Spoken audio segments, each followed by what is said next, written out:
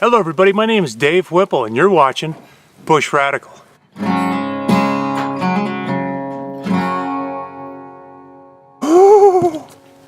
Inside this box is one of the secret, super wonderful, magical implements of bush survival and bush living.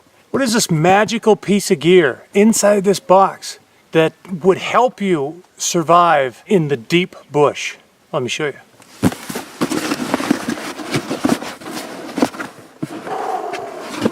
Boom! Not what you were thinking maybe. What we have here is a Heritage Rough Rider 22 Magnum.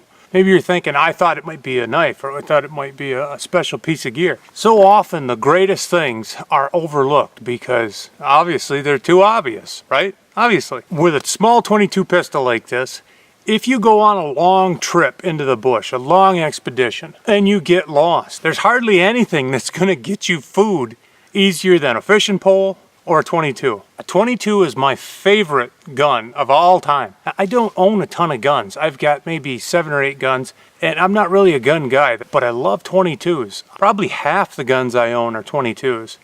And the reason is, the ammunition is cheap. The firearms are usually cheap.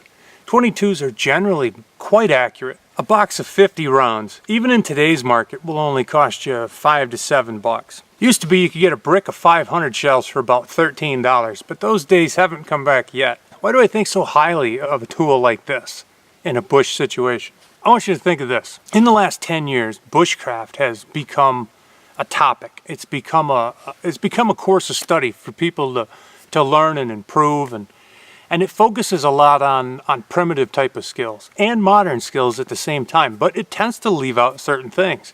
And those certain things kind of jump out to me. Very important to know how to set traps. Very important to know how to set snares. It's very important to know how to fish, whether it's with a hand line or with a fishing rod or just with a piece of string. All these things, they got the same thing in common. They're about getting food, getting yourself fed. Why do people always leave out firearms? Now, if you're just going to go backpacking, this is several pounds, right? And nobody wants to carry extra weight into the woods. But this is a couple things. Number one, it's peace of mind. It's not a big gun. You're not going to kill a grizzly with something like this. But I'll tell you what, you will sleep better knowing you have it because it makes a loud pop. And if you had to defend yourself with it, it's a lot better than a pointy stick. The other thing is, there's hardly anything you can have other than a fishing pole that's going to get you food easier than a 22. You see a porcupine 40 feet up in a tree. One round, the equivalent of about 10 cents worth of ammunition, and you can put that guy on the ground, skin him up and put him in the pot. If you're going to spend a couple weeks trekking on foot, or you're going to go, let's say you're going to go float a river maybe, to where you're going to be a long ways away from civilization for a good amount of time, if you got lost, something like this would be invaluable. Getting disoriented, getting lost, getting turned around. A small firearm like this, you've got signaling capability. You've got food procurement capability. You're going to sleep better because you have some kind of protection. You're also going to be able to use this to protect yourself if you needed to. You throw the 22 Magnum cylinder into this and it's a snotty little round. Something like this makes a ton of sense. If you're going to be out camping for any amount of time and you have a valid hunting license and things are in season, you can keep yourself fed with a little tool like this. And if you're going to be out in the deep bush and you happen to get lost, legitimately lost, well then that's a game changer because you can shoot anything you want when you're lost. And you can't shoot anything at all if you don't have a firearm with you. If I was lost in the bush and I had the foresight to take a little 22 like this with me, you could shoot ducks off the water, roosting birds. You could shoot anything that you could kill with this firearm. Check this out. Look at this guy. There it is in the latest publication from, this is I believe Dunham Sports. This gun is $129. Why do I bring that up?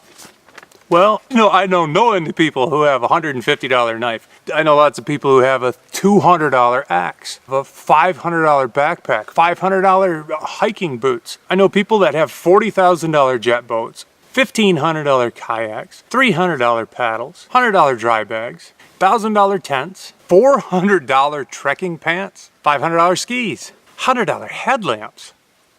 And a good quality firearm like this, made in the United States, is 129 bucks. This will do stuff that nothing else will do for you in the bush. I'm not telling you to go buy yourself a 22. All I want to do is open up a different door of conversation. Because we see the same thing a lot, you know, Paiute deadfalls and snares set on trails and fencing. And that stuff it's primitive skills and it's valuable to know. But if you were going to be out a long time, it runs contrary to being prepared not to take something that you can get game with quick. Now, a tool like this doesn't fit every application in the world. Let's say you're going to be in the bush in northern Canada for a couple months. Well, you're talking grizzly bear country. Something like this is only going to be as good as a noise deterrent, because you're not going to kill a grizzly bear with a 22, or probably a 357, or probably a 44.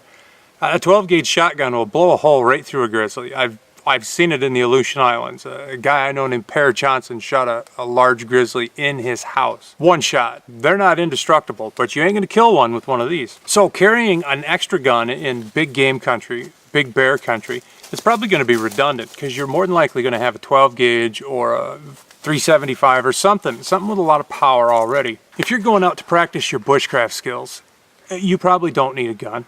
It's probably running counter to what you're going out there to do. You want to get good at not needing stuff, and taking something that takes the work out of it is kind of contradictory to the whole idea of a lot of bushcraft. But if you're going to be in the bush for a long time, where the odds of something happening, the odds of getting in a real pickle go way up, it's a good idea to have something like this to fall back on, where you can get food, you can sleep better, you can defend yourself to an extent. And it's $129. $129. You can't get a great backpack for 129 bucks. You can't even get the sticker off a new Honda 4-stroke outboard for 129 bucks. It is an amazing tool and amazingly cheap. And there is a different side of bushcraft. You know, here, I'm gonna let you in on a dirty little secret. This channel's called Bush Radical. And people hear that and think it's a bushcraft channel. But that's only half right. It's a lot about bush living. It's just as much about bush living as it is about bushcraft. I'm really not a bushcrafter. I've spent 15 years of my life in living year-round in Alaska. And the last 4 years I've been splitting my time between Michigan and Alaska. So I've got years and years and years of bush time in rough places. And we lived off-grid and hauled our water, and they had no indoor plumbing. And the bushcraft skills that I have were 90% just picking it up on the job type of stuff.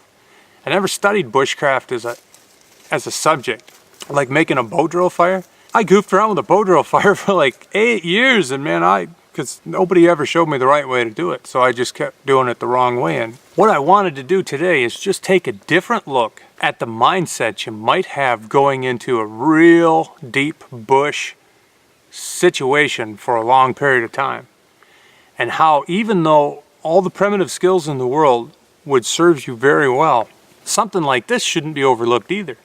You could take a $129 22, put it in a $4 case, put it in a $6 dry bag, and you're up to 140 bucks, and throw it in the bottom of your boat and forget it exists. I don't know how many times I've been way out in the Tules and really was glad I had a sidearm. And I'm not a gun carrying guy. I see the practicality and stuff, and I'm really just drawn to that practical side of things. At 2 o'clock in the morning, when there's something in your camp, it's good to have. Food is good. Protection is good. People get attacked by bears in particular, and cougars more often than we'd like. Man, I'm just rabbit trailing like crazy. I just want to bring a different outlook to the table on that. If there's one thing about survival and tracking and bush time that seems to get overlooked more and more than anything else, it's firearms.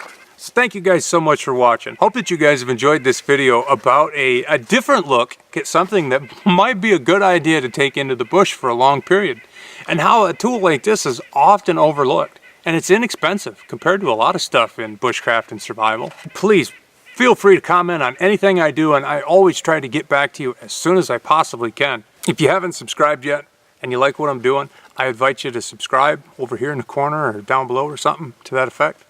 Thank you guys so much for watching Bush Radical. My name's Dave Whipple. Be radical, eh?